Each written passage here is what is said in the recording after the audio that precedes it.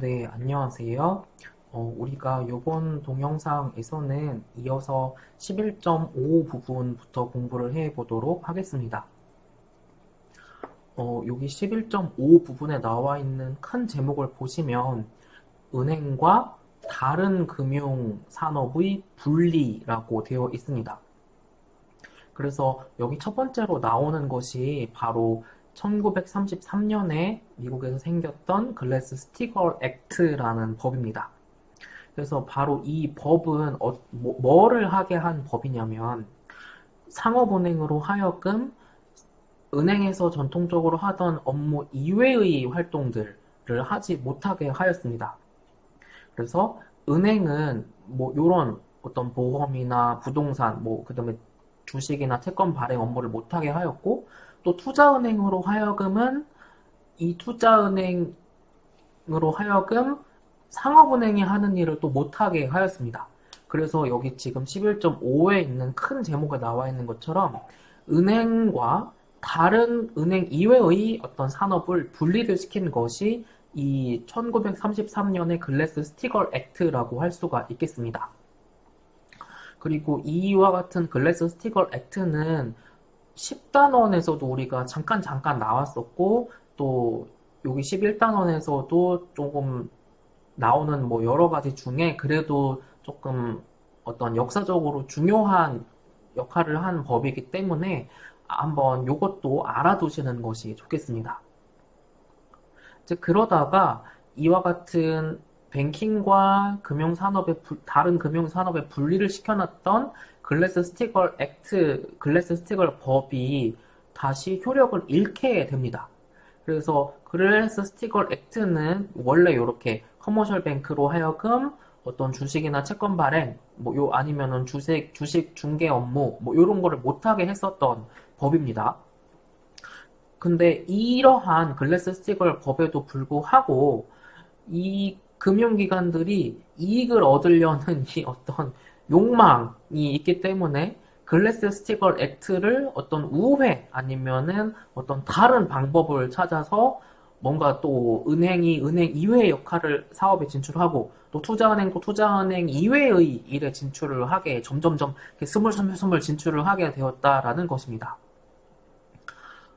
지금 요 부분에 나와 있는 것처럼 요게 지금 캐시 매니지먼트 어카운트라고 이게 우리나라에서 CMA 그래서 뭐 이게 TBCF 같은데도 뭐 하루만 맡겨도 연 얼마 뭐 이자 뭐 이렇게 준다라고 하는 CMA 계좌입니다. 그래서 이거는 이 CMA 계좌는 은행에서 만들어주는 계좌가 아니고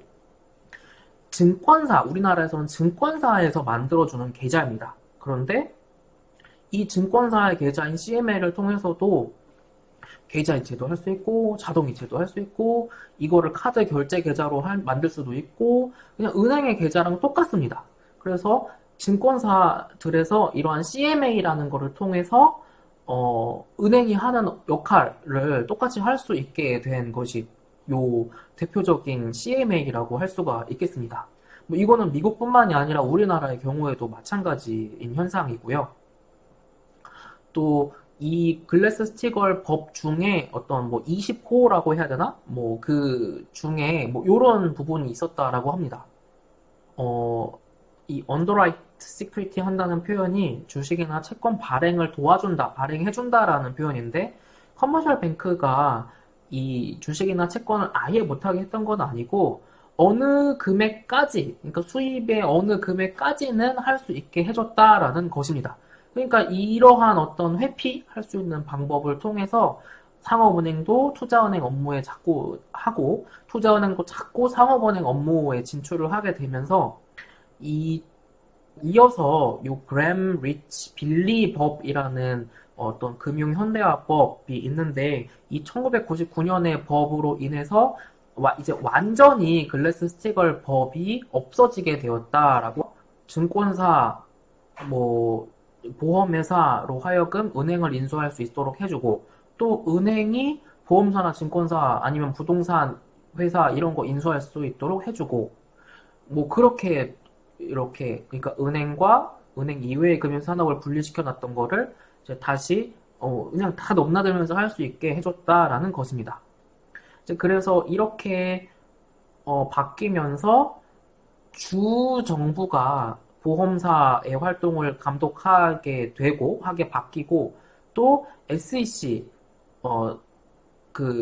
미국의 증권감독위원회인 SEC에서 이 주식이나 채권 발행 업무를 감독을 하게 되었고, 그리고 미국 재무부 산하에 있는 이 OCC 부서에서 시큐리티 언더라이팅과 관련한 뱅크의 자회사를 관리 감독하게 되었다라고 합니다. 그리고 또 FRB가 뱅크홀딩 컴퍼니를 이 법을 통해서 관리 감독하는 걸로 이렇게 어떤 관리 감독 주체가 변경되게 되었다라고 합니다.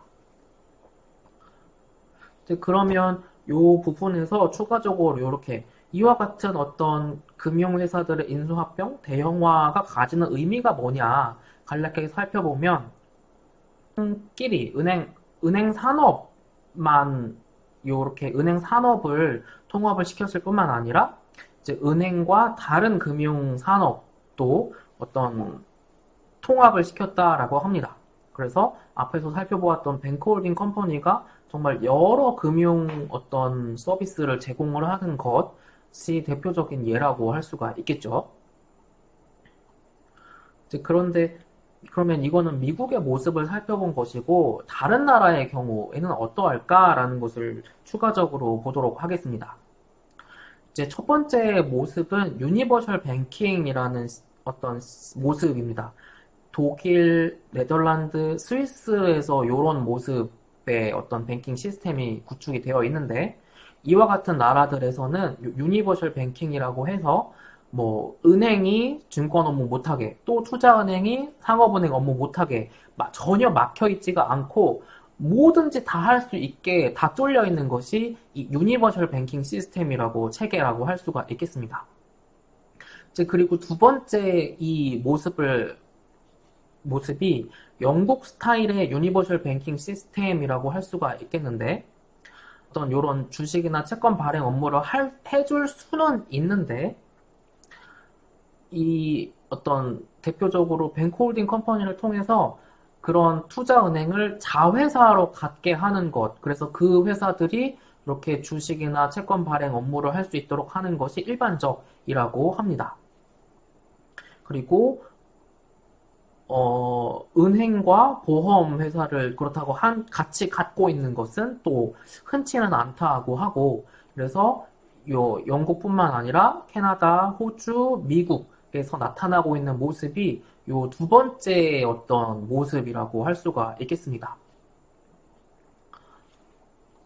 그리고 세 번째 모습은 일본이 약간 예외적이라고 합니다.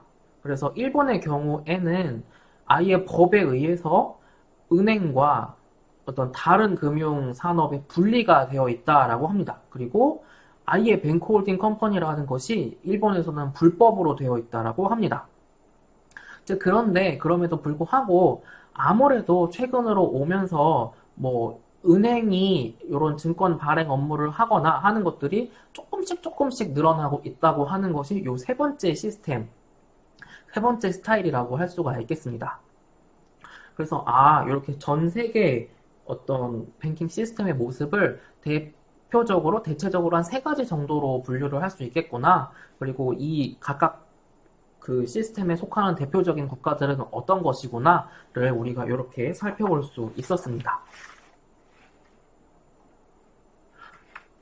Your Information 부분에서는 이게 글로벌 금융 위기를 다룬 뭐 몇 편의 영화들이 있죠. 미국 뭐 영화들이 있는데 이제 그러한 것들을 보시면 조금 더 이게 현실적으로 조금 쉽게 이해가 되실 것 같습니다.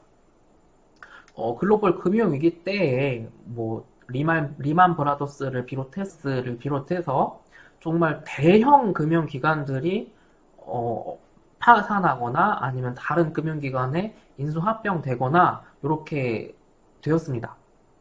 그래서 JP 모건이 체이스를 이렇게 합쳤고 또 뱅크 오브 아메리카가 메릴 린치를 합쳤죠. 그리고 글로벌 금융위기를 겪으면서 대표적으로 JP 모건이 이 글로벌 금융위기 이전에는 투자은행, 우리나라로 말을 하면 증권사였습니다. 그런데 글로벌 금융위기 때에 미국 정부로부터 엄청난 지원을 받아서 회생을 할 수 있게 되면서 그 대가로 상업은행으로, 투자은행이었다가 상업은행으로 바뀌었죠. 그래서 JP모건의 경우는 이제는 지금 이제 상업은행으로 바뀐 케이스가 되겠습니다. 그래서 이렇게 글로벌 금융 위기를 겪으면서 미국에 있었던 정말 초대형 뭐 은행, 투자은행 뭐 이런 금융기관들이 이게 뭐 정리가 많이 되었죠. 네, 그런 모습을 요 For Your Information에서 설명을 해주고 있습니다. 그리고 우리가 11.6에서 살펴보는 부분은 이게 미국에만 있는 독특한 어떤 산업, 금융 산업이라고 할 수가 있겠는데 thrift industry라고 하는 것입니다. 이게 우리나라로 치면 저축은행, 그리고 뭐 새마을금고, 그리고 신협, 뭐 요런 거랑 비슷하다고 생각을 하시면 되겠습니다. 그러니까 우리가 뭐 곳곳에서 볼 수 있는 그런 큰 시중은행들은 아닌데 은행과 유사한 역할을 하는 은행들이 미국에서는 이렇게 thrift라고 합니다. 그리고 이 thrift라는 것에는 이렇게 SNL이라는 종류가 하나 있고, 요 savings bank라는 종류가 또 있고, credit union이라는 종류가 있습니다. 이렇게 세 가지가 있는데, 우선 가장 첫 번째로 SNL이라고 하는 것부터 살펴보도록 하겠습니다. 요 SNL이라고 하는 것은 연방정부 혹은 주정부로부터 인가를 받는 것이고, 요 FHLBS라는 어떤 협회, 그러니까 미국에 있는 시중은행들이 마치 페더럴 리저브의 멤버 은행이 되는 것처럼 요 SNL들은 요 FHLBS의 멤버가 된다고 합니다. 그리고 이 SNL이라는 금융기관들은 FDIC에 의해서 1인당 똑같이 25만 불까지 예금자 보호가 된다고 하고요. 또 이 SNL들은 미국의 OTS라는 부서를 통해서 뭐 이러한 것들에 대해서 관리 감독과 규제를 받는다고 합니다. 그런데 이게 1980년대를 지나면서 요 SNL에 해당하는 금융기관들이 굉장히 많이 뭐 도산하거나 파산하거나 인수합병되거나 했다라고 합니다. 그래서 이렇게 간단하게 SNL이라는 거를 살펴보았고요. 이게 세이빙스 뱅크라는 것이 두 번째 스리프트에 한다고 할 수 있겠습니다.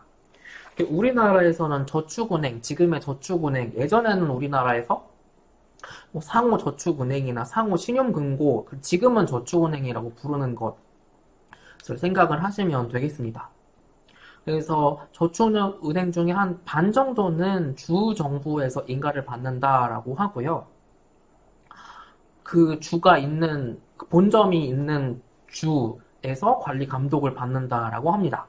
그리고 이러한 세이빙스 뱅크들도 FDIC 혹은 주에서 자체적으로 하는 어떤 예금보험 제도를 통해서 예금자 보호 서비스를 제공을 한다고 합니다. 그리고 세 번째 스위프트에 해당하는 금융기관 유형이 이렇게 크레딧 유니언, 우리나라에서는 신용협동조합, 줄여서 신협이라고 하는 것입니다. 혹은 신협이나 새마을금고 같은 것도 이 크레딧 유니언에 속한다라고 생각을 하시면 되겠습니다. 그래서 여기 지금 코오퍼레이티브라고 나와 있는데 농협이 풀네임이 농업협동조합을 그냥 줄여서 농협이라고 하는 거고, 농협의 영어 풀네임을 찾아보시면 그 영어 단어 중에 이 cooperative라는 단어가 있는 것을 알 수 있을 것입니다.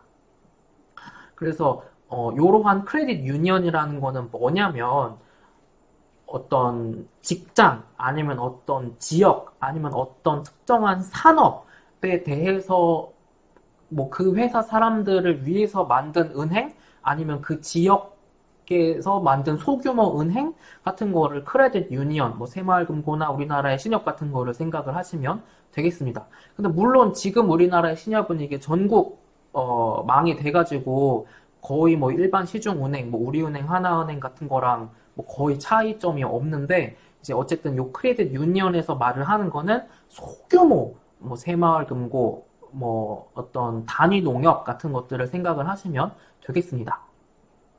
이 크레딧 유니언들의 경우에는 이 크레딧 유니언을 통해서 뭐 저축을 하거나 예적금을 하게 되면 이렇게 세금이 약간 면세가 되는 부분이 있다고 합니다.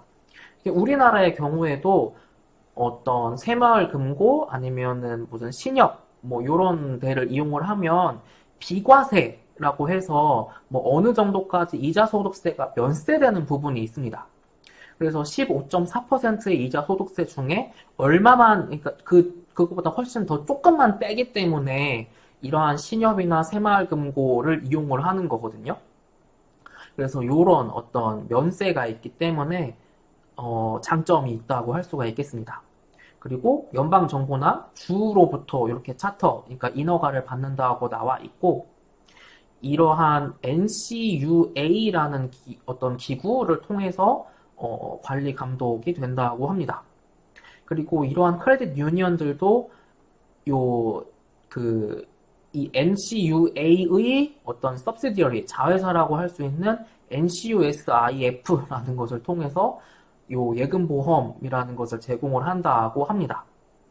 근데 뭐 이런 것까지 다 외워야 되냐라고 하면 중간고사를 이미 보셔서 알겠지만, 그러니까 조금 중요한 거에서 기말고사를 마찬가지로 낼 거지, 이렇게 사소한 거까지 다 아실 필요는 없겠습니다.